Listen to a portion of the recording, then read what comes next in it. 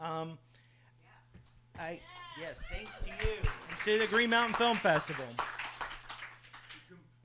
There's one thing that always comes up when the film is screened, and I know from doing this a couple times with Bob, is he likes to talk about. There's this one thing is because the film is sort of a broad overview of the topic of social capital. We're not really able to drill down into everything. You know, I mean, Bob's written a bunch of books on this, and I would encourage you to read them if you haven't. But one of the big important things that comes up in discussions about this is there are two types of social capital, two main types, is bonding social capital and bridging social capital. Bonding social capital is it's sort of you would think, bonding with someone who shares similar interests and life circumstances to you. So for me, it would be like middle-aged men with school-aged children who are like really into soccer. We're gonna sit down. We're gonna have a lot in common, and it's gonna be really affirming. And that's very good to have. It's good to have those sorts of relationships and groups.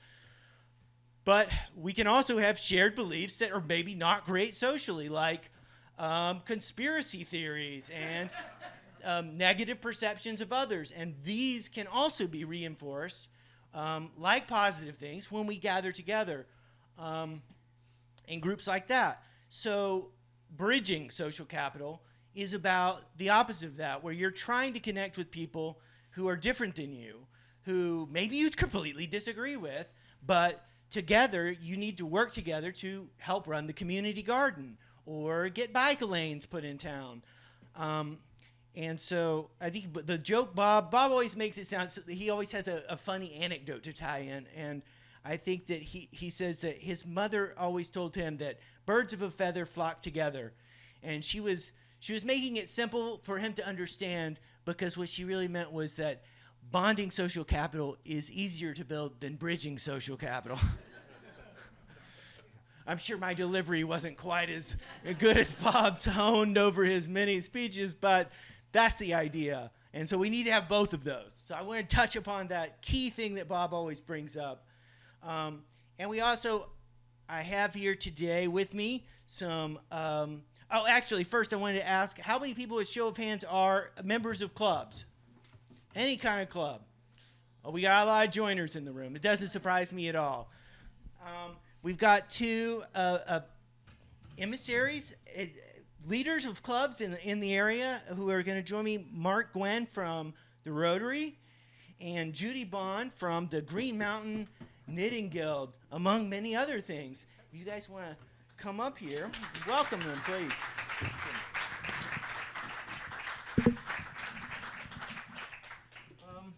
So the first thing, I would love if you would each just tell us a bit about your clubs, and having just watched the film, is the Rotary came up quite a few times.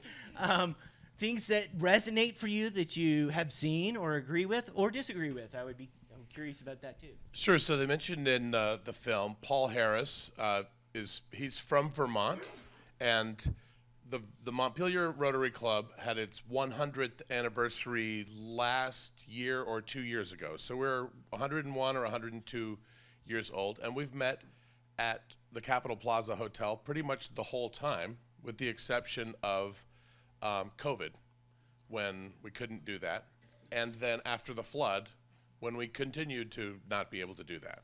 But we're now back there, and that's really terrific, partly because now the signs, they mentioned also the signs. You go to every town, you see Kiwanis, Lions, Rotary, Masons. We have signs on most of the ways into town, and they all say Mondays at 12:15. So now that's more or less accurate again at Capitol Plaza. So that's where you can find us. The main things that we do are the backpack food program. So there are school-age kids, particularly at the elementary school here, also at the elementary school in Calais, and the middle school. They can eat breakfast and lunch every day that they're at school free of charge. But there are a lot of kids that don't have food to eat on weekends. So one of our main projects, I would say our our biggest budget item of the year is preparing bags of food for about 85 kids a week that go home with them on the weekends so that they have food to eat.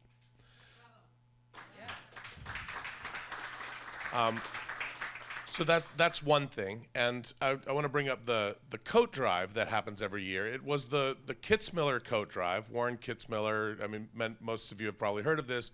He famously said when asked to join the Rotary Club, "I'm not much of a joiner." So that really jumped out at me. But then later in life, continuing to do the coat drive just became too much. And so they partnered with Rotary to take it over, and now the Rotary Club continues the Kitzmiller Coat Drive. So in addition to food insecurity and warmth insecurity, the rest of our mission revolves around giving scholarships to Montpelier High School and U32 students for college, and facilitating the Rotary Youth Exchange Program, where we send, right now there are 3 Montpelier High School students that are studying abroad for the year in Chile, in India, and in France. And we have with us here in Montpelier one student from Belgium, one from Turkey, and one from Chile, coincidentally. And next year, again, we'll have 3 going out, and we're currently in the process of evaluating who will come to Montpelier. Is that enough of an introduction? Yeah, that's great. I'm a member of a knitting guild, and a little bit of background, knitting is a very individual activity. It has been like this. Knitting is a very individual activity. You pick up a set of knitting needles and you make something, and you make it for yourself or your kids or your husband. But over history, there's been any number of groups and communities around knitting, and there are almost every library in the state has a knitting group. Our particular group is a guild, which is a little bit more formal, and we're very technique-oriented, but we're social, and community is part of our mission. We started 8 years ago in central Vermont, met in Plainfield for years, and it was 15 or 20 women. We outgrew the library there very quickly. We went to Berlin, met in the mall, huge space, but COVID hit, and we went online. And it was like, oh man, how do we navigate this? And then all of a sudden we had knitters from Newport and from South Dakota and from Virginia, New Hampshire, New York. I mean, all of a sudden, our little world just went boing, and we still meet online. And community is huge. We ask each other questions. But I think the biggest part of being in any group is learning about other people, learning their stories, what's important, what's happening. And I don't have kids, but I really care about what's happening to the kids in my group because I'm hearing what's going on. So I think, to me, that's why you join a group. I'm having a hard time linking what we do to some of the points in this moving. But I can tell you it makes me a much more empathetic person about understanding other people. Thank you. You can pass that back. Okay, you've got one. I've got one. Okay. I would say to that, one of the things that really connected for me with making the film is I feel like we're beamed hopelessness into our devices and our watch. We're constantly being told how we can't make a difference. And I think that, and there are so many problems. It's constantly in our faces. And I think that one of the good things about in working on this film and all the different community groups that we featured is to see that you don't have to solve all the problems. Just go out and do something that you want to do anyway with some other people, and that might help a little bit. Sorry, okay, I won't get carried away. This is why I have the note card. I could talk about this all day. Mark, I have a question for you because Rotary did come up a few times, and there's a whole lot of I've done a couple of these groups before, the panel discussions with clubs, and I'm curious about how your membership has been. And I know you haven't been president all that long, I don't think, but how do you work to appeal to new members and get fresh blood in? I know it's a challenge for older clubs. It is. I don't know what the answer is, to be honest. I think this film actually is probably a big help, and just being in this room is a big help. I'll say, at our peak, our club was something over 100 members.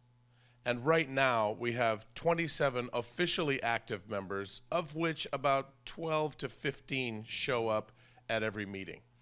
So most of the work, for example, creating these bags of food and delivering them is really handled mostly by 2 people who wrangle another 5 people. But it does take the whole club to raise the money and just sort of be there. If not for the club, no one would be doing that, right? And it's not.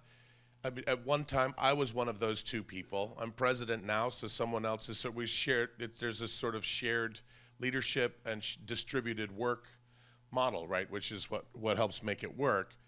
But the question was about membership. It has been. I've been a member of the club for 3 years, and I'm president after 2 years. Not because, oh man, I've got these talents. That's pretty much par for the course. If you join Rotary Club, a couple years later, you're going to be asked to be president because everybody else in the club has already been president at least once, right? I mean, if you have a 100-year history and only 12 people who show up all the time, you really need that. So I think that there are a few things working against us. One of them is just this decline naturally in our society. Our devices and social media give us this sense that we're more connected to people out there in the world. But really, we, the avatars, are connected to other people's avatars, right? In a way where you could go and sit at Capitol grounds and have whole conversations with people you agree and disagree with around the world and still miss out on talking to the person who's right next to you, right? So that's part of it. Also, I think that there's a sort of generational. I'm Gen X, right? So I think that all right. But I think Gen X, children of the boomers, are famously not joiners, right? I mean, there was a kind of cultural pride for saying, I'm not going to be part of a fraternity. I'm not going to join a league. I'm not going to do things like Rotary. Our family moved to Vermont partly because of the size of the communities and the depth of community engagement that we see in Vermont. So we could live our whole lives and sort of rage against the wind in South Carolina, where we moved from, in a county about the size of Washington County that has the whole state of Vermont's population jammed into it, and go completely unnoticed. But in communities of this size, your presence and your activity has an impact whether you mean to or not.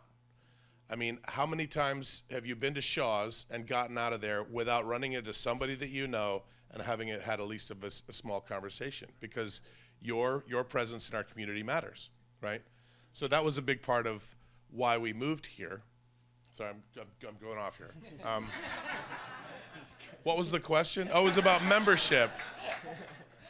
So in the 3 years that I've been in this club, every single year, the number one thing we talk about is the thing we want to tackle that year is how do we get more members? Specifically, how do we bring in younger members? We do have an aging population, as the state of Vermont and the city of Montpelier have aging populations. That's just the way things are going. And the future of that club is going to be bringing in more people that are younger that can carry that work forward.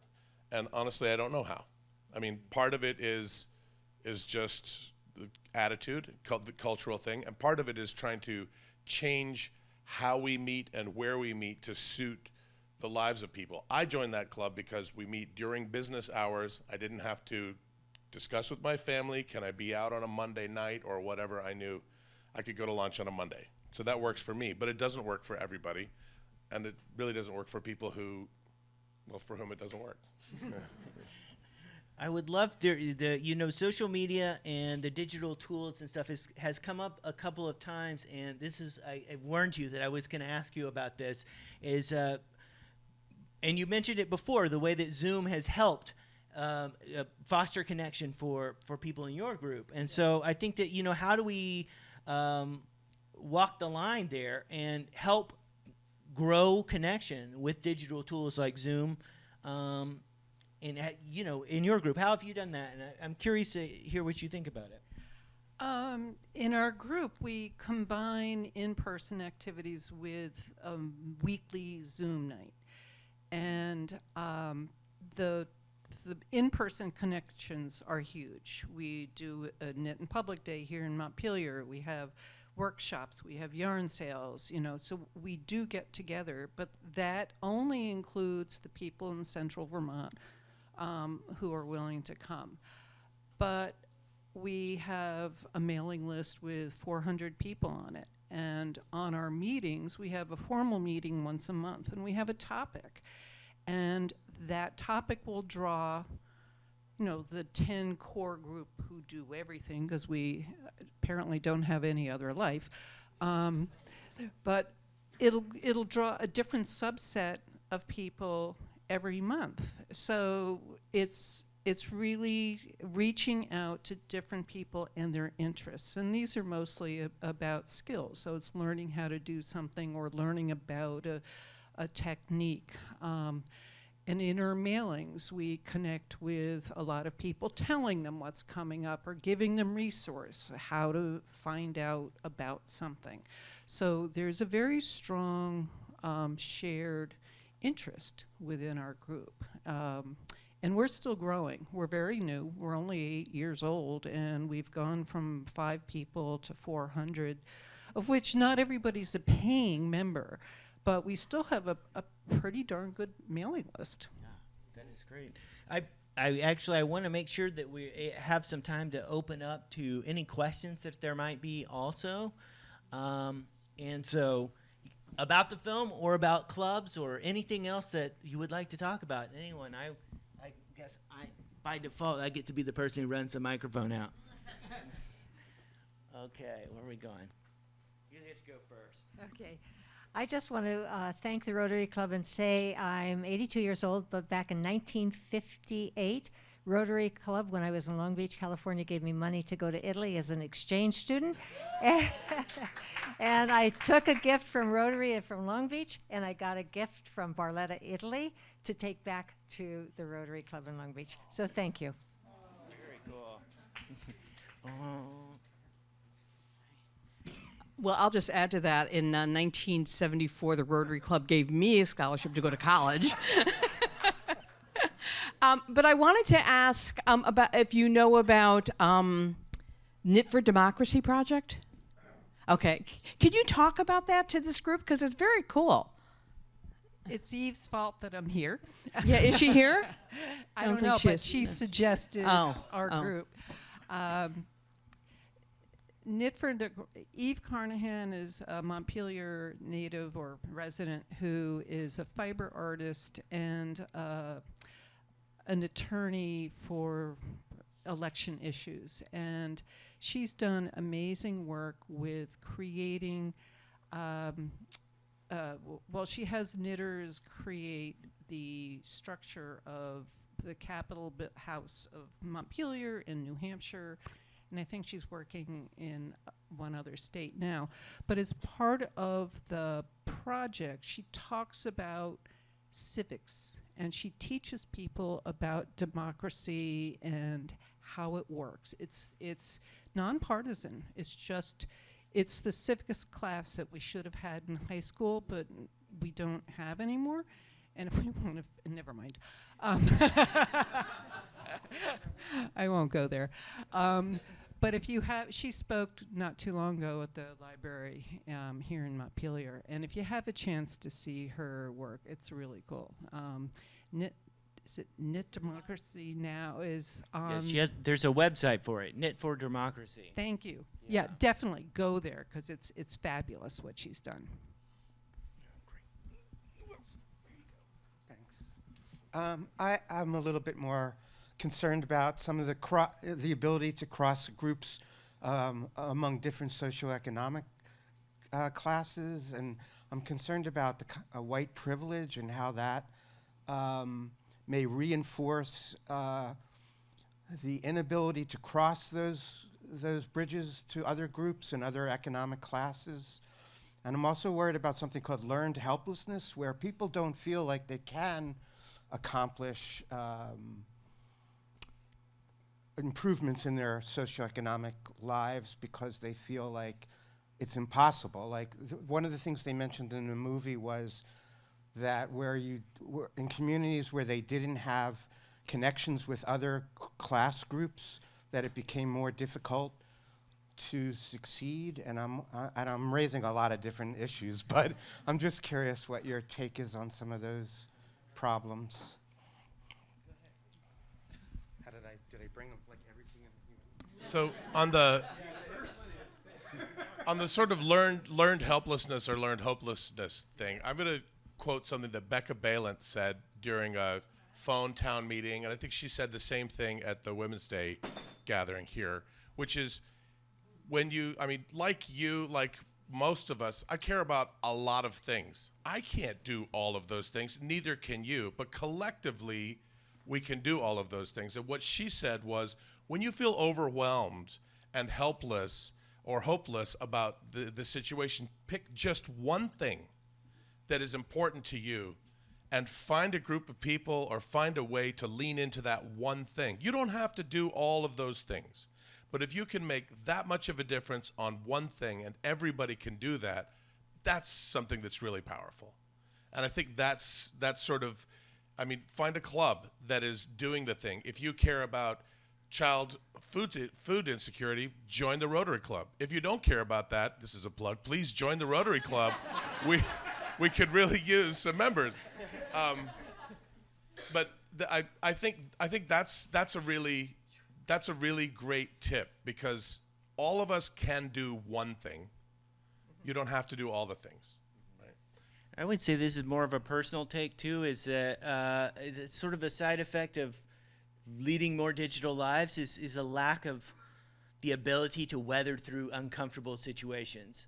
Like bridging divides means saying something that offends someone and having the person say to you, actually, that's offensive, and you saying, okay, sorry about that, and then you move on. And that's what happens in real life, but it doesn't happen in the comment sections on Facebook, as you may have noticed.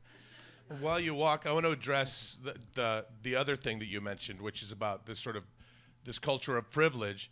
It is definitely true in the history of the Rotary Club that it was dominated by white men who ran businesses, right? There's a high membership fee. You had to be able to meet during the day at lunch or whatever that was. It's also true that as those members increased their, to steal the phrase, social capital with each other, that they grew closer bonds, that they were going to help each other's businesses. So it does, left to its own devices, leave the sort of diversification of membership, the inclusion of people who don't already see themselves as part of that group, to reach out and intentionally include them. So the Montpelier Rotary Club, I can't speak to every club, but we are specifically very inclusive. Obviously, our membership is about half women. I won't say it's more than, let's say, 4% white. 4% non-white. Montpelier itself is only 89.6% white. So, if we get 1 in 10, and I guess that's me. So we kind of represent what Montpelier looks like. I will say also, though, that this is not so much about club things, but it's on. We all say, like, somebody should reach across this divide and bridge this gap between somebody else. Somebody is you, and somebody is me. So, if homeless people in our town are just some problem that we would rather not look at, go and say hello to a homeless person. If you don't know any black people, meet a black person. I mean, it's not that hard again, as a one-to-one thing, to just do that one thing. You don't have to solve racial inequity or homelessness. Just talk to a homeless person as a human being with dignity, and you will, one small piece at a time, start to move that needle.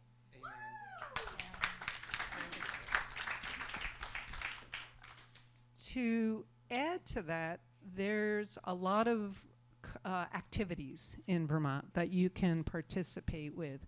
And just meeting new people, meeting people in different situations, whether it's environmental cleanup or a new library group, or going to your local food shelf and volunteering for an hour. Just getting out of your own little circle of friends and into a new circle means there's just that one more step that has been taken. And you don't know the stories of the new people in your life. And you're going to learn things like what not to say that you didn't know before. And it just creates a much bigger network. And through all the various activities that I've done through my life, since I've been an adult, I've been involved with one nonprofit or another. It's huge, just huge. Yeah, sure. I wanted to put in a plug for another local opportunity. There's a lot of folks probably 50 and up in this room, and I'm a boomer who just joined our local senior center. I encourage any of you who haven't joined yours to join one or more. It's an opportunity to take classes, volunteer, find community, build bridges, attend to your own wellness and that of your community. And I'm a little biased because I used to work at ours, but I just want to remind everyone that you can join your local senior center. And the age to join is like 50, right? So that also includes us Gen Xers as well, not just the boomers. I just wanted to make a quick comment. In addition to what you said about the coat drive, it was actually started by Karen Kitzmiller, Warren's late wife. And Warren is no longer with us either. But just giving credit where credit is due. And I thought I'd just share an experience that the film reminded me of. I'm not currently singing with the Unitarian Church Choir, but I used to at the Unitarian Church where I came here from in Columbus, Ohio. And it happened because I started going to hear the choir. They would give concerts twice a year, and I had, because I had friends in the choir, and at some point they said, "Why don't you come join us?"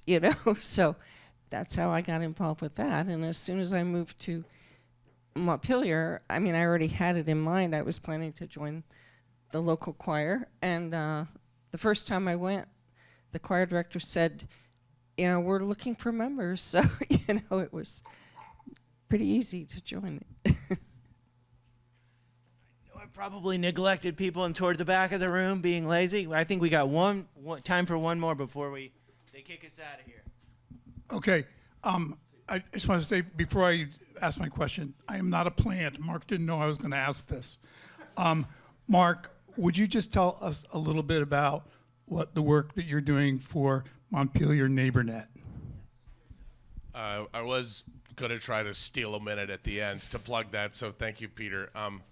So Montpelier who's familiar with what the CAN network was once upon a time? Okay, so the NeighborNet is decidedly not a revival of the CAN network, but it does aim to serve a lot of the same functions. Essentially, after the flood, the Commission for Recovery and Resilience was stood up and then started working on a better, more robust plan for emergency response, because let's face it, a flood is inevitable. It's going to happen again, and we need to be prepared for that, not just as a municipal government, but as an entire community. So through the process of that work, a lot of times the question would come up, who is going to do that?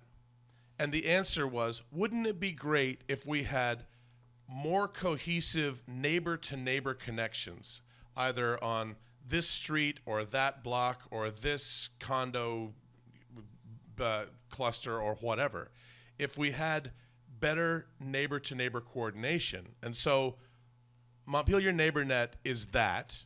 You can pencil in mid-May as when we're going to sort of launch the thing. But Montpelier NeighborNet has 3, and this is actually an example of something that you can join with no dues, no effort at all. If you live in town, it will eventually find its way to you. That's the plan. It has 3 stated goals. 1, to increase and improve social bonds between neighbors. 2, to improve communications amongst those neighbors and between neighborhoods. And 3, to promote better emergency preparedness and response. Now, Peter came up with this wonderful Venn diagram that sort of shows how, for example, communications plus social cohesion result in things like block parties, or communications plus emergency preparedness result in better mutual aid, for example. So one of the beauties of this thing is if each neighborhood will choose its own boundaries, its own members, and its own priorities. It's not something that will be done from the top down the way CAN was. It's really more from an outside in or bottom up kind of way. And if your group just holds banging block parties, you will, that works on the social part, right? But just by doing that, by knowing your neighbors, you'll be more ready for an emergency when it happens, and you'll already have to communicate with each other in a better way. If you just focus on emergency preparedness, you will, by accident, form bonds with your neighbors and develop better communications and so forth. So I don't want to belabor the point, but that's the work that's being done right now. And in mid-May, at this Monday's meeting, Peter, we're going to be planning the mid-May event, which may be a community meal, it may be a public forum, or whatever it is, but please keep an eye out for that. I think it's going to be really important. Can you remind us, Mark, what is the name of this, and where can people find out about it? So currently, there's not a great place to find out about it, except through MontpelierStrong.org is the website for the Commission for Recovery and Resilience. We are working on a website for Montpelier NeighborNet, which is the name of this thing.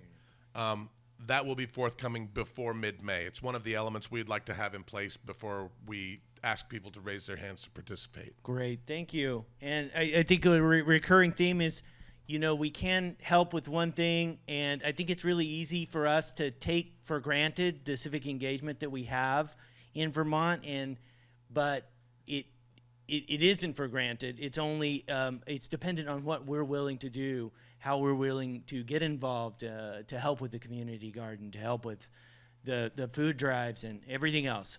But thank you, Mark and Judy, for joining me today, and thank you all for coming out. And we're going to make way for the next group.